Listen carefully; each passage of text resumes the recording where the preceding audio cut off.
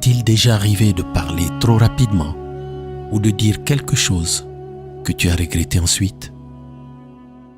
Dans cet enseignement, je vais t'expliquer pourquoi garder le silence peut être l'une des choses les plus puissantes que tu puisses faire dans certaines situations de la vie.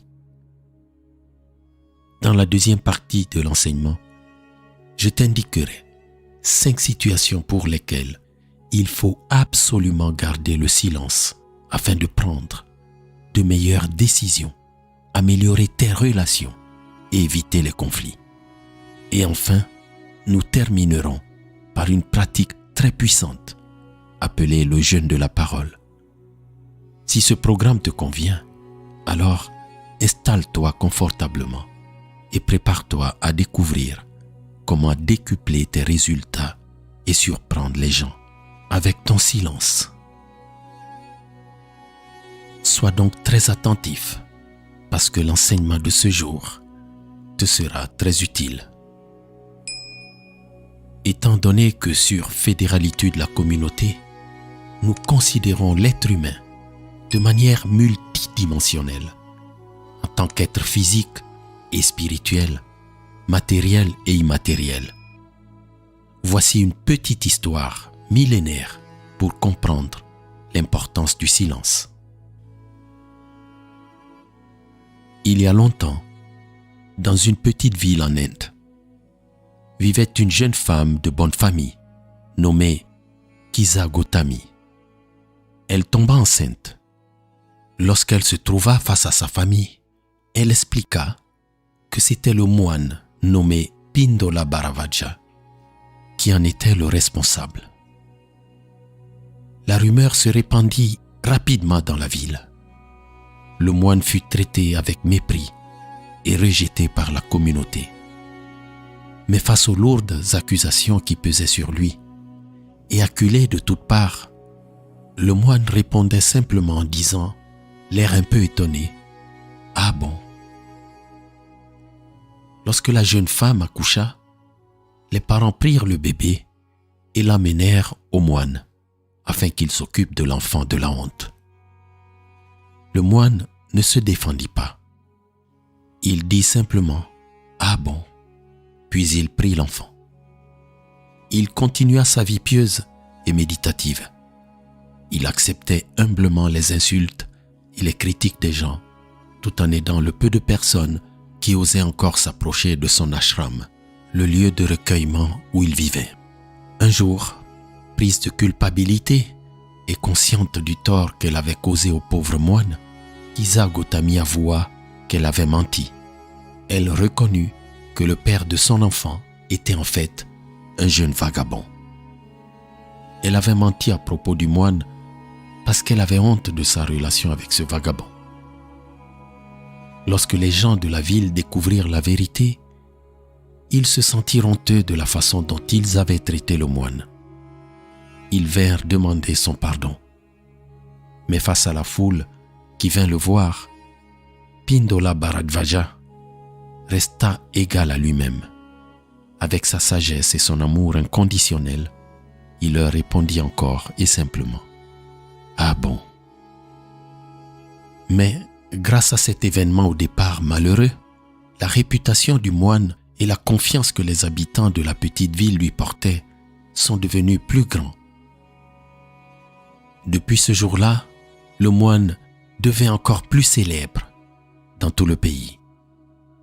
Cette histoire est souvent racontée dans le bouddhisme pour illustrer l'importance de plusieurs qualités comme la sagesse, la compassion, la capacité à maîtriser ses émotions et à garder le silence face au jugement et aux opinions des autres. Le célèbre et sage roi Salomon avait dit dans le livre des Proverbes « Celui qui veille sur sa bouche garde son âme. Celui qui ouvre de grandes lèvres court à sa perte. Celui qui retient ses paroles connaît la science. Et celui qui a l'esprit calme est un homme intelligent. » Si tu n'avais jamais réfléchi sur l'importance du silence, sache que tu dois devenir plus conscient du pouvoir de ton silence. Même lorsque la situation et les circonstances autour de toi semblent exiger que tu parles, il t'appartient de savoir quand tes paroles sont nécessaires pour être entendues et quand tu dois te taire. En dire trop, c'est se doter d'un arsenal qui peut conduire à ce que tes propres mots se retournent contre toi. En revanche, être mystérieux incite les gens à faire un effort supplémentaire pour te connaître. Le Tao Te Ching, ou Tao Te Ching, le livre de la voie et de la vertu de Lao Tzu, enseigne la conduite à tenir pour vivre en harmonie avec le Tao. On peut y lire ceci. Le son et le silence créent l'harmonie. Impassible, le sage enseigne par son silence. Ayant atteint le vide parfait, je me laisse porter par l'aile puissante du silence. Je contemple l'agitation des hommes. Retourner à son origine, c'est retrouver le repos. Le repos, c'est le retour dans sa demeure véritable. C'est renouer avec son destin. Rien ne peut le surprendre. Rien ne peut l'émouvoir. Rien ne peut le toucher, pas même la mort. Préserve-toi par le silence. L'ouragan ne hurle pas toute une matinée. L'orage ne dure pas tout un jour. Qui produit l'ouragan et la pluie? Ce sont le ciel et la terre. Si ciel et terre ne produisent rien d'éternel, comment l'homme le pourrait-il? Celui qui suit la loi s'accorde au Tao. Sa volonté et ses principes sont ceux du Tao. Avec lui, il agit et avec lui, il s'abstient. Le sage épris d'absolu y trouve la plénitude. En suivant la voie, on trouve la voie. En se conformant à la vertu, on devient la vertu. Mais si on pense au crime, on recueille la honte du crime. C'est pourquoi l'action, comme l'inaction, traduisent l'invisible harmonie, où la foi est totale, où elle n'est pas. Garder le silence et modérer son énergie permet de traverser l'existence sans fatigue. Celui qui agit ainsi chemine dans la voie. Il hérite de l'éternel. En termes simples, parle quand c'est nécessaire. Pense à ce que tu vas dire avant d'ouvrir la bouche. Sois concis et précis, vu qu'à chaque fois que tu laisses sortir une parole de ta bouche, tu laisses sortir en même temps une partie de ton énergie. De cette manière, tu apprendras à développer l'art de parler sans perdre l'énergie.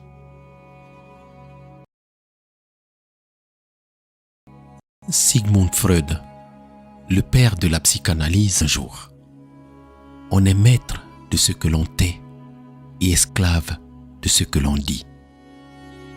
Ce n'est pas toujours une bonne idée de trop parler. Si un homme va à une fête avec ses amis et qu'il ne danse pas, personne ne va rire de ses pas de danse parce qu'il n'a pas dansé. Il ne faut pas donner aux gens des munitions pour qu'ils t'attaquent.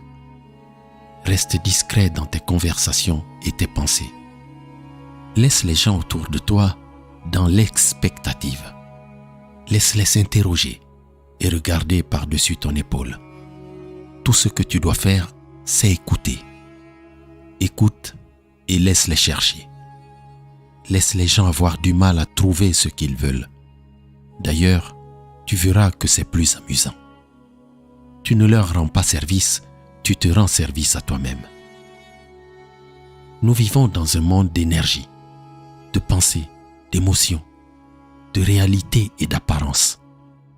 Chaque personne est entourée d'une énergie et d'un magnétisme qui peuvent être positifs ou négatifs. Albert Einstein a déclaré un jour « J'ai appris à être toujours silencieux. Je n'ai jamais regretté de ne pas être resté silencieux. » Einstein a même précisé qu'il y a 5 situations où il est approprié de ne pas parler. quand on est fatigué, quand on est malade, quand on est en colère, quand on est occupé et quand on est incertain. Voyons pourquoi, lorsque nous sommes dans l'un de ces 5 états émotionnels ou physiques, il est préférable de rester silencieux plutôt que de risquer de dire ou de faire quelque chose que nous pourrions regretter plus tard. 1. Lorsque nous sommes fatigués, notre capacité à réfléchir et à communiquer efficacement peut être compromise. Notre jugement peut être altéré et nous pouvons être plus enclins à dire ou faire des choses que nous ne voudrions pas dans un état normal. Prendre le temps de se reposer et de se ressourcer peut aider à éviter cela. Après le repos, il est possible de reprendre le dialogue à un moment où nous sommes plus alertes et capables de participer activement à une conversation. 2. Lorsque nous sommes malades, nous pouvons avoir du mal à nous concentrer ou exprimer clairement nos idées. Nous pouvons être plus irritables et avoir du mal à gérer nos émotions. De plus, notre capacité à réfléchir et à prendre des décisions peut être altérée. Dans ces moments-là, il est préférable d'éviter les discussions importantes jusqu'à ce que nous nous sentions mieux, de prendre du temps pour récupérer avant de communiquer avec les autres. 3. Lorsque nous sommes en colère, nous sommes souvent moins rationnels et plus impulsifs. Dans cet état, nous risquons de dire ou de faire quelque chose qui pourrait être blessant pour nous et pour les autres. Dire ou faire des choses que nous pourrions regretter par la suite. Prendre le temps de se calmer et de réfléchir à la situation avant de parler peut éviter les conflits inutiles et des mots blessants. 4. Lorsque nous sommes occupés, il peut être difficile de se concentrer sur une conversation ou de répondre de manière appropriée aux demandes des autres. Nous pouvons être distraits ou ne pas avoir assez le temps pour réfléchir à ce que nous voulons dire.